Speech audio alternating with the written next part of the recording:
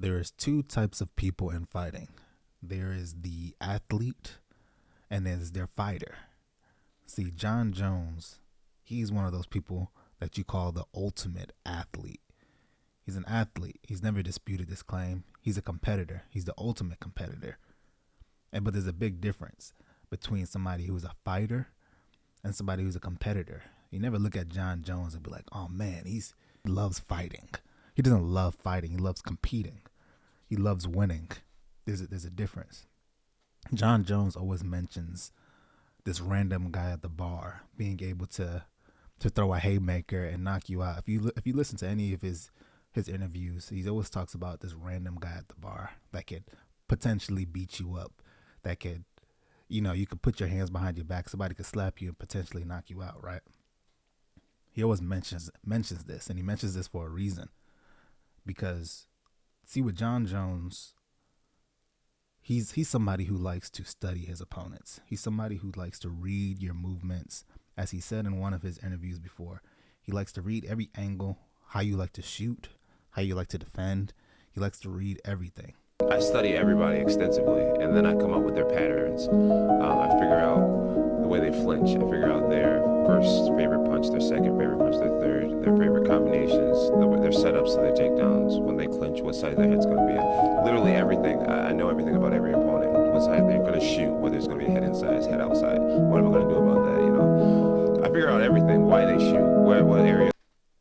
And with John Jones, you can't read a guy at the bar. They're unpredictable. So John Jones will by default go to his wrestling. Now, a random guy at the bar, a fighter, is not concerned about that. He's not concerned about his background, his wrestling, which way he shoots, this, that, or the third. He's ready to fight. Somebody who we consider a fighter would be somebody like Nate Diaz or Nick Diaz or Jorge Masvidal. These people are fighters. They like to fight. They like to scrap. And they're prepared for any style opponent, anything that they can throw at them. Whether you're trying to wrestle, whatever it is, a bar fight, they're prepared for. John Jones necessarily is not prepared for that. Neither is the street fighter, right? Because there's different variables. There's different levels of strength. USADA is in play. So if we take a look at a picture of John Jones when he fought Brandon Vera, the guy looked like a freaking heavyweight. We take that John Jones versus the John Jones heavyweight looking now. That's a pretty closely contested fight, in my opinion. There's different strength levels, right? There's HGH, steroids, all these testosterone boosting things that you just don't have in the UFC, right? Or you do have, and they're just really good at hiding it. But the difference between an athlete and a fighter is that athlete prepares for the competition that's in front of them. They prepare for whoever they have to face. LeBron James, an athlete, he prepares for the team that's in front of him. Same drills, same movements, but there's something, you have to do something different for a specific team. You have to play a certain different for a different team to prepare for that team. John Jones, an athlete, you have to prepare. He likes to prepare for his opponents. And you can always tell the opponents that he's had trouble with have been people like Thiago Santos, just wild, unpredictable. You can't read his movements. He's throwing all these weird kicks and different angles and punches and flurry of punches coming at you. Same thing with Dominic Reyes, always switching stances, always unpredictable, always moving.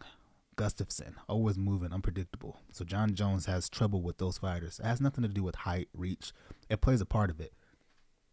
But if you don't have the other variables, especially facing him, you need the wrestling. At least the defense. If you have that, the game, the fight is in your court at that point.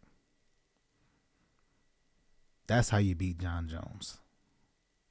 Being unpredictable. However you used to fight before, however you used to compete before, throw it out the window. He's studying every minute detail of how you fight, how you perform, how you move, how you breathe, how you train, how you eat, when you sleep. This is what you call an ultimate competitor, an ultimate athlete. He dives into your mind and he studies you down up. Just wanted to go into the difference between an athlete, which is John Jones, you could put him in LeBron James and people like that, versus a fighter. Somebody who's not necessarily prepared for any situation, but can fight if need be. I feel like John Jones, can somebody at the bar beat John Jones? Yeah. Like I said, there's variables like USADA in play, different levels of strength, unpredictability, which he has a hard time dealing with. A random guy at the bar can beat John Jones. I mean, you may agree with this or not, but what does he have to study on? What does he know about you? He knows absolutely nothing about you. You could be an NCAA Division II national champion at heavyweight, right? His default is going to be to try and take you down. Now he can't take you down. So he has to figure out and predict. He has a lot of good tools. He has his reach, right? Conditioned, strong.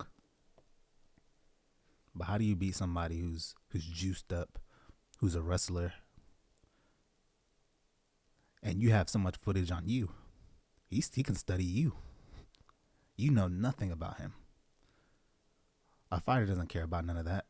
They're going to go in there, swing. If the takedown comes, it comes. Try and get back to the feet. They don't care about none of that. John Jones, I want to say he would freeze in the situation. Actually, let's put this. It's actually a good situation that actually happened. There was a bodybuilder. Although this is all situational, right? It was in a crowded area. I think he was supporting GAT supplements at the time. There was this bodybuilder, big guy, that came and confronted John Jones in front of a whole bunch of people. John Jones, he didn't necessarily freeze up, but he didn't engage this individual because he's been causing trouble. He's been wanting to fight him, but whatever the case is, right? But you can see John Jones, I mean, he was tentative. I mean, you can read into it, however you want to read into it. I'll probably post a clip if I find it. Hey, po' boy, how much they paying you to pretend to be a nice guy? How much they paying you? To pretend to be a nice guy. Because you know you're a dickhead. You know that. I ain't gonna go. No way. You ain't gonna do that. You know you're a dickhead. Everyone here knows you're a dickhead. Like, don't Everybody knows, right? That you're a dickhead. Do you remember? You remember when you had your brothers?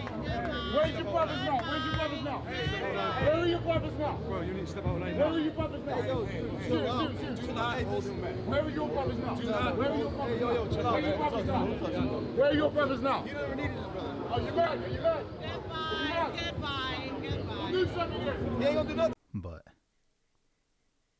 he wouldn't know how to handle a situation like that. John Jones is a smart guy. He understands that there are people that are users out there. There are people with different levels of strength out there. There's people that are wrestlers out there, boxers. He doesn't know who you are. He doesn't know your skill set. John Jones is most comfortable when he's able to study you and know you. Why else would he, another good example, why else would he cancel the card with Dan Henderson, right? He canceled an entire UFC card because he didn't want to fight. I think it was Dan Henderson. It's either Dan Henderson or Chael Sonnen. But he canceled the entire UFC card because he didn't want to fight him on short notice because he likes to study his opponents. That's the perfect example. So somebody he could have beaten easily, right? And we've seen how he performs when he fights somebody on short notice. Somebody, OSP, not his best performance. He defaulted to his wrestling. He got maybe clipped once. But let that be somebody else that he can't study. It's a different fight for John. So yeah, John Jones is the ultimate competitor. The scariest guy in the ring. But you take him, the version of him versus Brandon Vera, and put him in the cage with him.